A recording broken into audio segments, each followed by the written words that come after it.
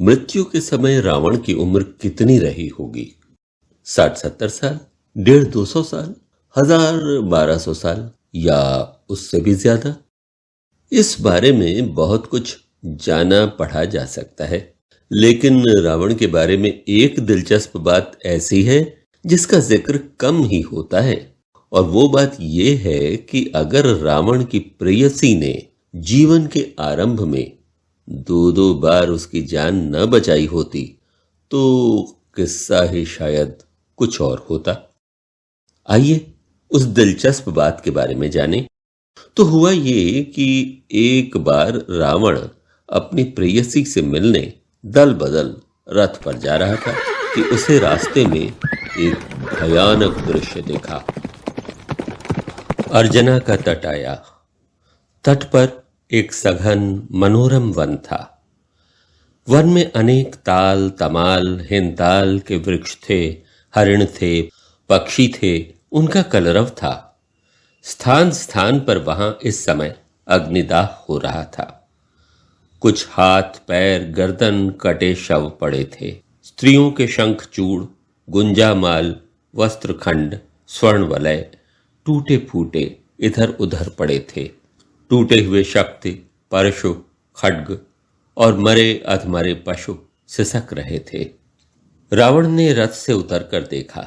उसने कहा, मातुल, यहां तो विकट संग्राम हुआ प्रतीत होता है। सभी शव गर्म हैं। युद्ध संभवतः अभी हुआ है। देखो तो, कोई जीवित पुरुष भी है जिसे एक घटना का ज्ञान हो? अकंपन ने बारीकी से देखा। एक बूढ़े असुर में अभी प्राण थे। उसी ने टूटे फूटे स्वर में बताया कि दानवों के एक दल ने आक्रमण करके उनका ग्राम गोत्र लूट लिया है। ग्राम का सब स्वर्ण, अन्न और स्त्रियां वे लूट ले गए हैं तथा सब जीवित पुरुषों को बांधकर बंदी बना ले गए हैं। दैत्य ने बताया, वे दक्षिण दिशा में समुद्र तीर तीर गए हैं। रावण ने हुंकृति भरी रथ पर खड़े होकर दक्षिण दिशा की ओर देखा। उसने उसी दिशा की ओर परशु उठाकर कहा, चलो तो मातुल, देखो वो धूल उठ रही है। और अश्वतरियां उसी दिशा में उड़ चलीं। अधीर होकर रावण रथ पर खड़ा होकर व्यग्र भाव से उधर देखने लगा। देखते देखते धूल का बवंडर निकट होता गया। थोड़ी ही देर में देखा, दानवों का एक संपन्न संगठित दल सब दैत्यों, स्त्री पुरुषों को रस्सियों में बांधे, उनका अन्न स्वर्ण गठरियों में लादे, उनका पशुधन आगे कर परिघ, शूल, कृपाण, शक्ति, खड्ग हवा में उछालता वहन के गहनतम प्रदेश में बढ़ता जा रहा है। आगे बढ़कर रावण ने ललकारा। साथ ही उसने 10 बाण 10-10 टंक के छोड़े। बाण विद्ध होकर दानव दल घूमा। उन्होंने देखा, एक दुर्घुष तरुण योद्धा दिव्य रथ पर आरूढ़ धसा चला आ रहा है। दलपति ने दानवों को तुरंत व्यूहबद्ध होने की आज्ञा दी। बंदियों और आहतों को दूर खड़ा किया। पलटकर उसने पुकार कर कहा, यह अकारण हम पर आक्रमण करके वैर करने वाला महाभाग कौन है? इस अकारण के वैर का कारण क्या है? वो कहे कि हम उसका बाणों से सत्कार करें या मधुपर्क से।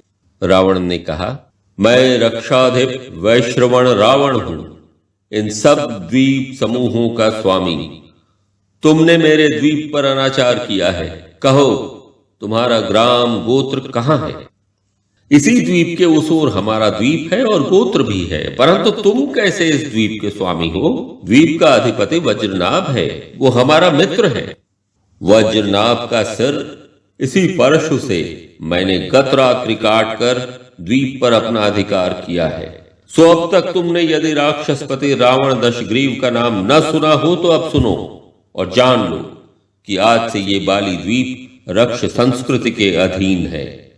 हम राक्षस इसके अधीश्वर हैं।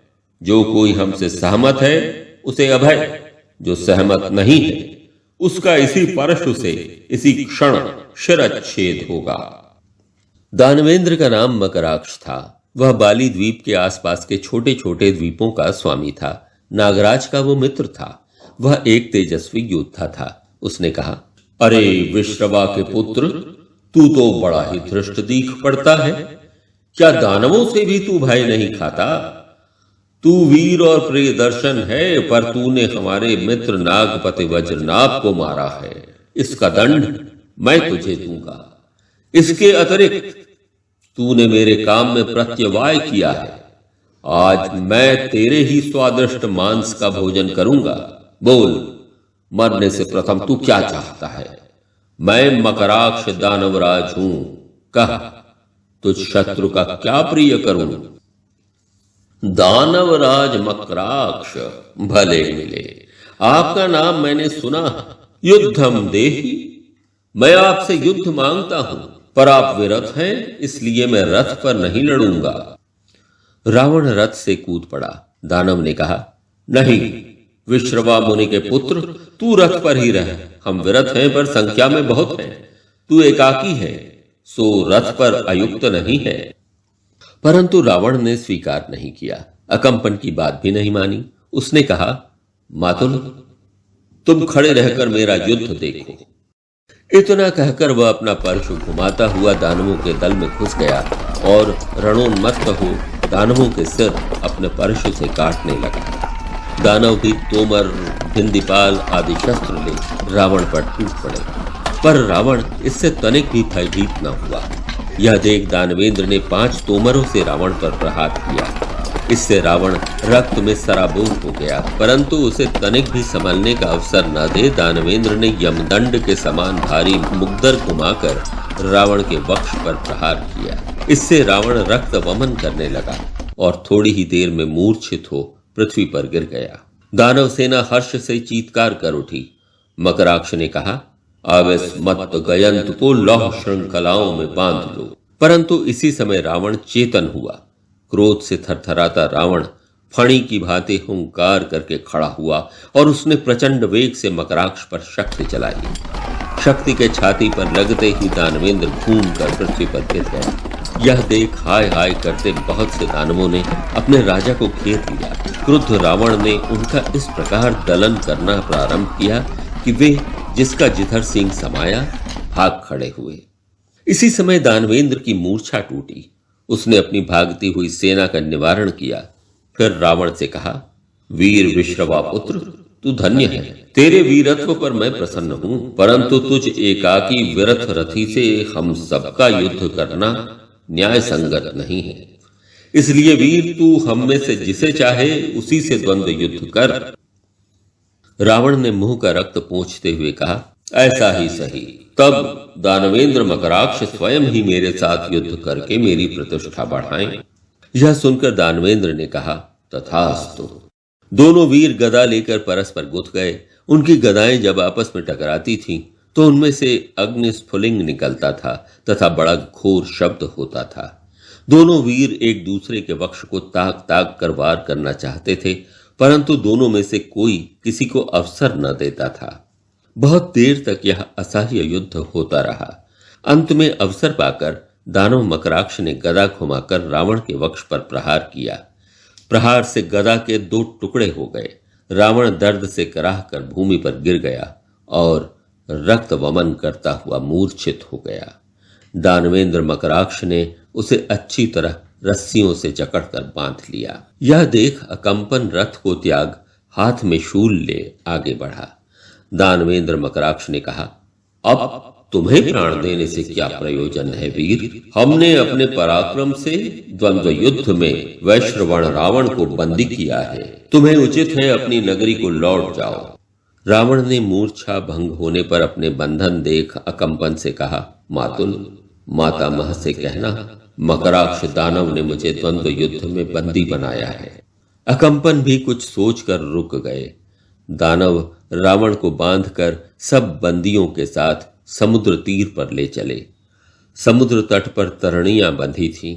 अपने बंदियों और लूटे साज सामान के साथ दानवेंद्र मकराक्ष दल बल सहित तरणियों पर चढ़ अपने द्वीप की ओर चल दिया। दानवों का ये दल अपने बंदियों और लूटे हुए माल को लेकर तरणियों में बैठ तेजी से समुद्र गर्भ में अग्रसर होने लगा। बंदियों के बीच रस्सियों से बंधी हुई अपनी प्रेयसी उस तरुणी को रावण ने अपने परिजनों के साथ बैठे देख लिया। रावण को देखते ही तरुणी की आंखें चमकने लगीं उसने पास बैठे एक बूढ़े दैत्य के कान में कुछ कहा। दैत्य ने आंख उठाकर रावण को देखा। छाती में करारी चोट लगने और रक्त वमन के कारण रावण अस्वस्थ और श्रमित हो रहा था, परंतु उसने अकेले ही दानवेंद्र से रथारूढ़ होने पर भी विरत होकर युद्ध किया था। इसलिए दानवेंद्र ने उसे आदर पूर्वक सब बंदियों से पृथक बैठाया तथा पीने को एक भांड मद्य भी दिया, परंतु रावण ने अस्वीकार करते हुए कहा, सभी बंदियों के समान मैं भी हूं, अनुग्रह मुझे नहीं चाहिए। दानवेंद्र ने फिर आग्रह नहीं किया। धीरे धीरे सूर्य अस्त होने लगा और सागर में भी तूफान के चिन्ह प्रकट होने लगे। तरणियों पर सभी पाल चढ़ा दिए गए। बंदी स्त्रियां और धन की मंजूषाएं बीच में रख दी गईं। सभी तरणियों को एक में बांध दिया गया। देखते ही देखते वायु का वेग बढ़ गया। प्रचंड वायु हल्की वस्तुओं को उठाती और भारी वस्तुओं को गिराती प्रलय गर्जना करने लगी। सागर में चट्टानों की भांति बड़ी बड़ी लहरें उठकर क्षुद्र तरणियों को आकाश में उछालने और गिराने लगे। बंदी और अबंदी सभी जन चीत्कार करने लगे। सबके कोलाहल से वह समुद्र का गर्जन तर्जन और भी भयावह हो उठा। चर्म रज्जुओं के सुदृढ़ बंधन टूटने लगे। तरणियां दूर दूर बहने और उलट पुलट होने लगी। दानवेंद्र ने बंदियों को बंधन मुक्त करके अपनी अपनी सुरक्षा करने को उत्साहित किया। इसी क्षण वह तरणी जिसमें असुर बंदी थे एक पर्वत के समान लहर पर बहुत ऊंची चढ़कर लहर के थपेड़ों से उसके टुकड़े टुकड़े हो गए। तरणी के सब आरोही महासागर के उस प्रलय तूफान में खो गए। सबसे पृथक बंधे रहने के कारण रावण बंधन मुक्त न हो सका। रावण की अभिसार सखी उस दैत्य बाला ने गिरते गिरते ये देखा। पर्वत समान विशाल एक लहर ने उसे बहुत ऊंचा उछाल कर दूर फेंक दिया था। वह उस अनंत सागर के सघन अंधकार में आंखें फाड़ फाड़ कर अपने चारों ओर अपने रमण को देखने लगी। समुद्र तट की सारी बौछारें चारों ओर से उसकी आंखों को अंधा कर रही थी। लहरों के थपेड़े उसे स्थिर रहने नहीं देते थे। वह बार बार अपना वक्ष ऊपर उठा अपने प्रियतम को निहार रही थी। एकाएक एक तरंग ने रावण को उछाला और फिर वही जल गर्भ में उसे ले गई। यह देख दैत्यबाला ने अपनी कमर में छुपा हुआ छुरा दांतों में दबाया और डुबकी ली। दुर्धर्ष प्रयास के बाद उसने रावण को पकड़ा। रावण मूर्छित था। उसने झट उसके बंधन काटे और वेग से धकेलती हुई लहरों के सहारे उसे ले चली। इसी समय एक काष्ठ फलक बहता हुआ उसके हाथ लग गया। उसने जोर लगाकर रावण के शरीर को उस पर टेक दिया और एक भुजा से उसे संभालती हुई तथा दूसरी से लहरों को काटती हुई वह महासागर से कठिन जीवन युद्ध करने लगी। थोड़ी ही देर में रावण की मूर्छा भंग हुई। इससे दैत्यबाला अत्यंत आशान्वित हो उसके बिल्कुल निकट आकर बोली, साहस कर रमण और अपने भार को ठीक तरह से इस काष्ठ फलक पर रख। रावण ने अपने भार को ठीक तरह काष्ठ फलक पर डाला, फिर एक हाथ से उसे निकट लाते हुए बोला, तूने मेरी प्राण रक्षा की है। मात्र चरण को खोकर हंत एक ही क्षण में मुझे तू दिखाई पड़ा और माता भी। मैं एक ही की रक्षा कर सकती थी, सो मैंने तुझे ही सहायता दी। तू चेतन है, स्वस्थ है, मैं इससे प्रसन्न हूं। पर तू इन दानवों में कैसे आ फंसा रमण? तेरे ही लिए एक भांड मद्य पीने के लिए तेरा निमंत्रण था और तुझे हरण करने का मेरा आग्रह था। इसी से तेरे ग्राम में आया था, पर जब देखा मेरे अभिसार को कोई और ही हर ले गया तो मैं संयत न रहा। दानवों का मैंने पीछा किया। तू तो रथी था, विरथ क्यों हुआ? रथ पर रहते क्या वे तुझे पराभूत कर सकते? पर वे सब तो विरथ थे। विरथ से रथ लेकर युद्ध करना मेरी मर्यादा नहीं। तेरे पराजय के शौर्य से मैं आनंदित हूं रमण, किंतु पराजित किया किसने? दानवेंद्र ने तो ना, तूने। वो क्या आज? ना ना, उसी विजन वन में सरोवर के तीर पर उसी की खींच उतारने तो तेरे ग्राम आया था। सो यहाँ तक साथ है। दैत्यबाला हंसती। तूफान गर्जन तर्जन कर रहा था। लहरें आकाश पाताल एक कर रही थी, पर ये युगल वीर जल देव को लातों से तिरस्कृत करते दिल की खुंडी खोलते जाते थे। अभी आगे भी साथ रहेगा, रावण ने लापरवाही से कहा। कब तक भला? इसका उत्तर तो पीछे इस जलदेव से रक्षा होने पर दिया जाएगा। अभी तू अधिक प्रयास न कर, काष्ठ फलक पर सहारा ले, चुपचाप तैरती चल, चिंता न कर।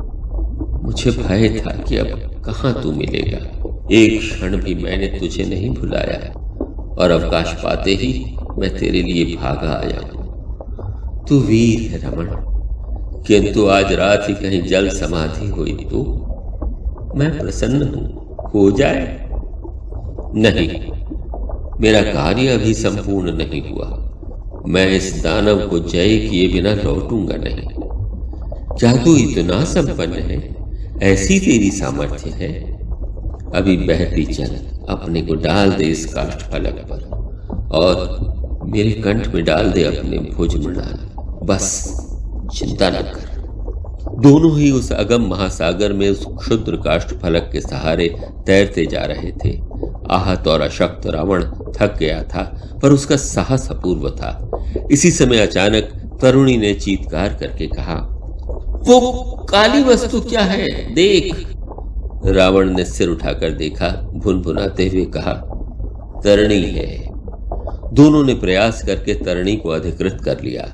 वह उलट गई थी। उसे सीधा किया और स्वयं उस पर चढ़कर उसने तरुणी को भी खींच लिया और फिर गिर गए तरणी पर निश्चेष्ट, परम पर संलिष्ट, आबद्ध, मूर्छित। समुद्र शांत था और तरणी जल तरंगों पर थिरकती अपनी राह पर जा रही थी, तीर की ओर। ज्यों ही दोनों की मूर्छा भंग हुई, उन्होंने देखा सूर्य की चमकती हुई सुनहरी धूप में दोनों तीर की रेती पर पड़े हैं और बहुत से दानवों ने उन्हें घेर रखा है। रावण उठकर बैठ गया। तरुणी को संबोधित करके उसने कहा, हम कहां हैं? संभवतः दानवों के द्वीप में। रावण ने आंख उठाकर अपने चारों ओर खड़ी भीड़ को देखा। उनमें आबाल वृद्ध सभी थे। बहुतों का रंग गोरा और मुख सुंदर था। अपने को बंधन रहित देख रावण हंसा। उसने हंसकर युवती से कहा, देखना यह है कि हम बंदी हैं या अतिथि। इस समय शस्त्रधारी दानवों की एक टोली वहां आई। टोली के नायक ने अपना शूल रावण के वक्ष पर रखकर कहा, चलो दानवेंद्र की सेवा में। रावण ने संगिनी की ओर देखा और चुपचाप खड़ा हुआ। दानवों की एक टोली दोनों बंदियों को घेर कर ले चली। टेढ़े मेढ़े रास्ते पार करते हुए वे एक पर्वत पर चढ़ने लगे। बंदियों के पीछे बहुत से दानव आबाल वृद्ध थे। सभी कौतूहल से पूर्ण थे। शीघ्र ही वो दल उस छोटी सी पहाड़ी के शिखर पर चढ़ गया। शिखर पर एक छोटा सा मैदान था। मैदान के बीचों बीच जलदेव की विकराल मूर्ति थी। उसके आगे दो यूप थे। दानवों ने दोनों बंदियों को यूपों से कसकर बांध दिया। थोड़ी देर में दानवेंद्र मकराक्ष गाजे बाजे के साथ आया। दानवेंद्र के साथ ही उसकी महिषी भी थी। महिषी प्रौढ़ावस्था की थी। कभी वो सुंदरी रही होगी। उसके अंग पर रत्नमणि स्वर्ण का बाहुल्य था। वह सुकोमल चर्म सज्जा से सज्जित थी। दानवपति मकराक्ष ने भी मस्तक पर, भुजाओं पर, वक्ष पर स्वर्ण धारण किया था। उसके एक हाथ में स्वर्ण दंड था, दूसरे में मणिकलश। वह धीरे धीरे कोई मंत्र पाठ करता आ रहा था। उसके साथ एक ठिगने कद का वृद्ध पुरुष था। उसकी खूब बड़ी लंबी सफेद दाढ़ी थी। वह कमर में व्याघ्र चर्म पहने था। उसके हाथ में बहुत बड़ा खड्ग था। दोनों पुरुष यूप के आगे आकर रुक गए। दानवेंद्र ने महिषी सहित देवता का पूजन किया। फिर दोनों बंदियों को मुक्त कर स्नान कराकर उन्हें नवीन वस्त्र धारण कराए, हविष्यान्न खाने को दिया। उसके बाद दानवेंद्र ने महिषी सहित हवन किया। अग्नि प्रदक्षिणा करके उसने बलि का पूजन किया। वृद्ध दाढ़ी वाला व्यक्ति चरक था। उसने मंत्र पाठ करते हुए कहा, वाचे पुरुष माल भेद। दैत्येंद्र ने अंजलि में जल भर कर कहा, वाग देवताये पुरुषम पूरकम आल भेद। इतना कहकर उसने अंजलि का जल रावण के सिर पर छिड़क दिया। दाढ़ी वाले पुरुष ने फिर प्रदक्षिणा कर कहा, प्रतीक्षाये कुमारी। दैत्येंद्र ने उसी भांति अंजलि में जल भरकर कहा, प्रतीक्षाये लब्धव्यस्य वस्तुनो लाभा प्रतीक्षणाभिमानिन्याय कुमारी मनुधाम कन्यामाल भेद। इसके बाद दाढ़ी वाले पुरुष ने पुकार कर कहा, पशु लाओ। तुरंत ही गाय, घोड़ा आदि 7 ग्राम्य पशु और हरिण आदि 7 जंगली जीव रस्सियों से बांध कर लाए गए। दाढ़ी वाले पुरुष ने मंत्र पाठ किया, पशूने वावरुन्धे सप्त ग्राम्याः पशवः सप्तारण्याः सप्त छदां स्युः भयस्यावरुध्यः। इसके बाद उसने रस्सी लेकर मंत्र पाठ करते हुए बलि जीवों को बांधना आरंभ किया। पुरुष ने मंत्र पाठ किया, आददे ऋतस्य त्वादेव हविः पाशेनाम्रभे स्वातित्रेण रशनामादाय पशोर्दक्षिणा बाह्वो परिवीयोध्रवमुक्तस्य आददे। इन मंत्रों को पढ़कर दानवेंद्र ने रावण की तथा महिषी ने दैत्यबाला की दाहिनी भुजा रस्सी से बांधकर ऊपर को खींची। चरक ने फिर मंत्र पाठ किया, दक्षिणेधः शिरसि पाशेणाक्षणया प्रतिमुच्य धर्षा मानुषा नित्य मुक्तरतो यूपस्य न्यूनक्ति दक्षिणत एकादशाननान्। यह मंत्र पाठ होने पर उन्होंने वही रस्सी सिर की तरफ ले जाकर पीछे से पैरों को भी बांध दिया। वध्यों का अंग जकड़ गया। चरक ने अन्य पशुओं को भी इसी भांति दूसरे यूपों से बांध दिया जिससे वे हिलडुल न सके। अब उन्होंने मंत्र पाठ कर फिर अग्निहोत्र किया। चरक ने उठकर खड्ग उठाया और मंत्र पढ़ा, वज्रो वै स्वधितिः शान्त्यै पार्श्वत्। और एक पशु का सिर एक ही बार में धड़ से जुदा कर दिया। उसका मांस खंड लेकर यजमान दैत्येंद्र और महिषी ने आहुति दी।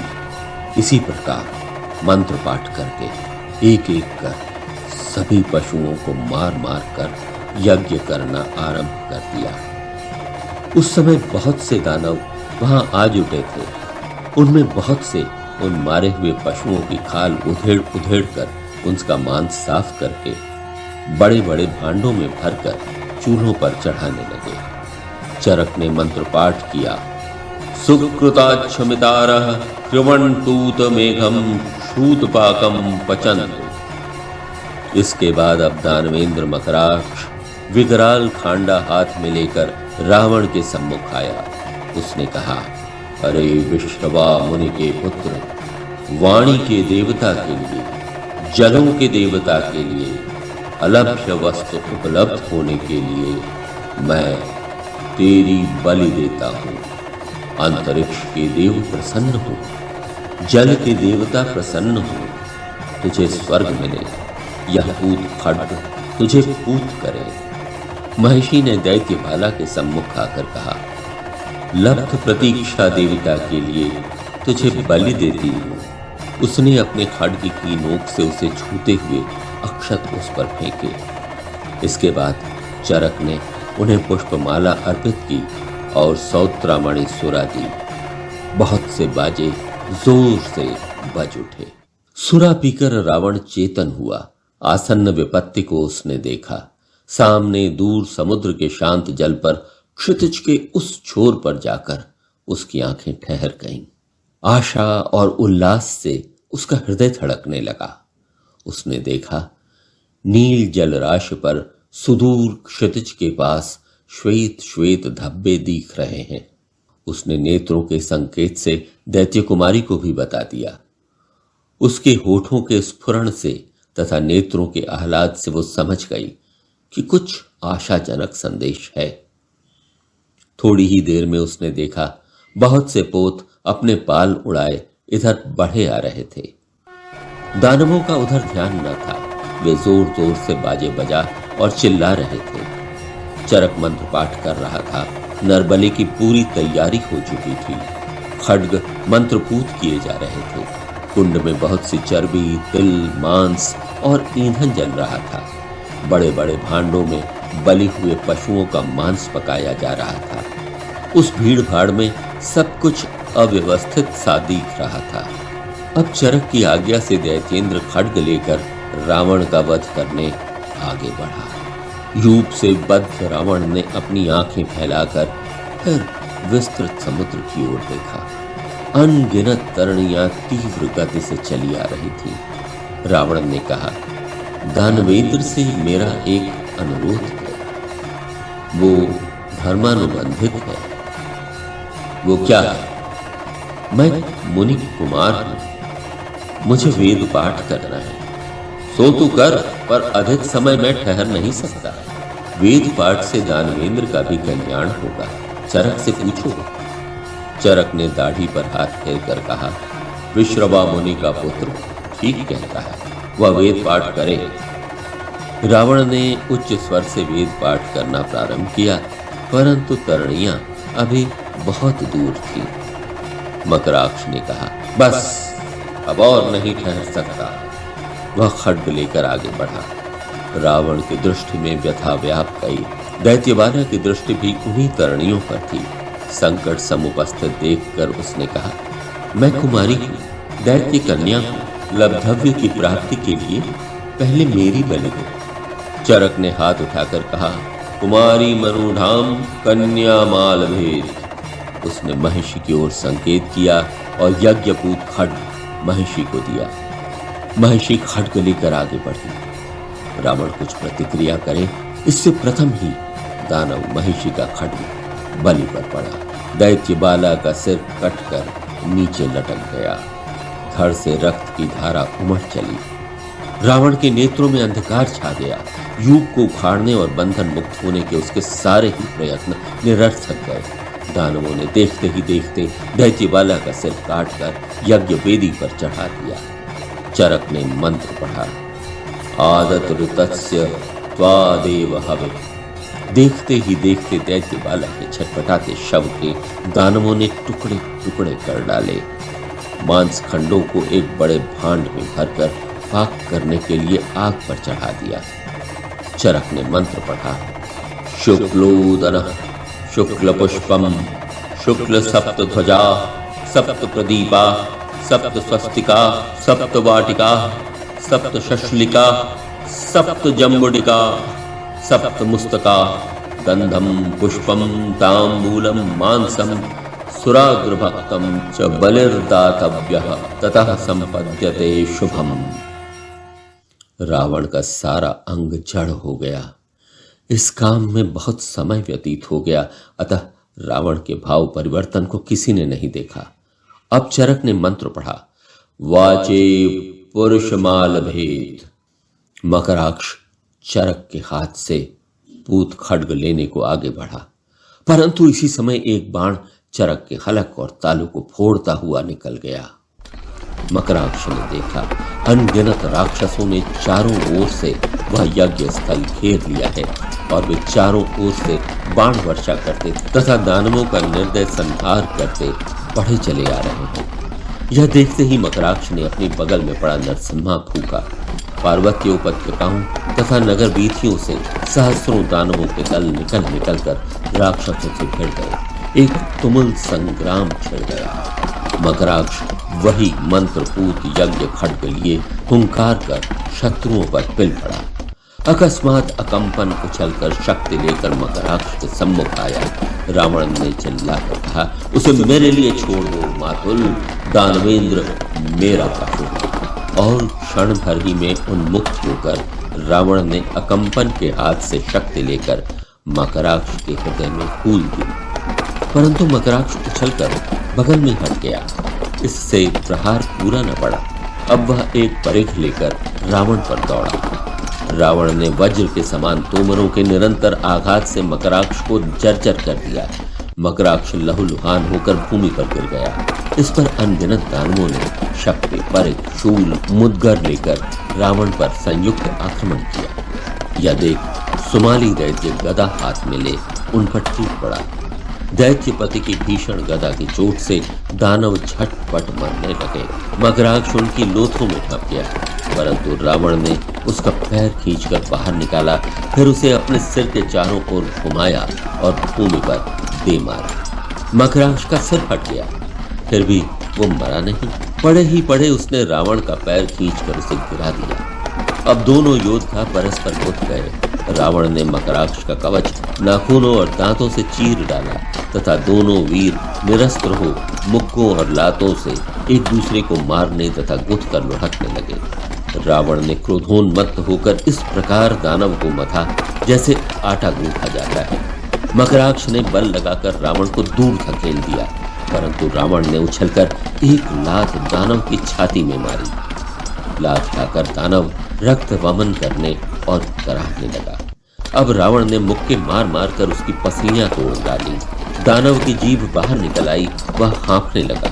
उसके नाक, कान और मुख से रक्त की धार बहने लगी। इसी समय रावण ने अपनी वज्र भुजाओं में उसे सिर से ऊपर उठा लिया और धधकते हुए विराट हवन कुंड में फेंक दिया। दानवेंद्र मकराक्ष का ऐसा भयानक अंत देख दानव चारों ओर भयभीत होकर भागने लगे। उन भागते हुए दानवों को राक्षसों ने झटपट मारना आरंभ कर दिया।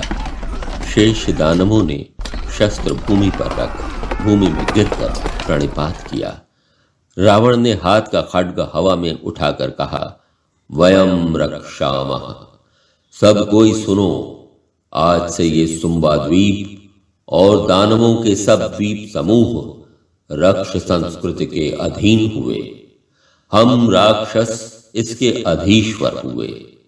जो कोई हमसे सहमत है उसे अभय, जो सहमत नहीं है उसका इसी क्षण शिरच्छेद हो।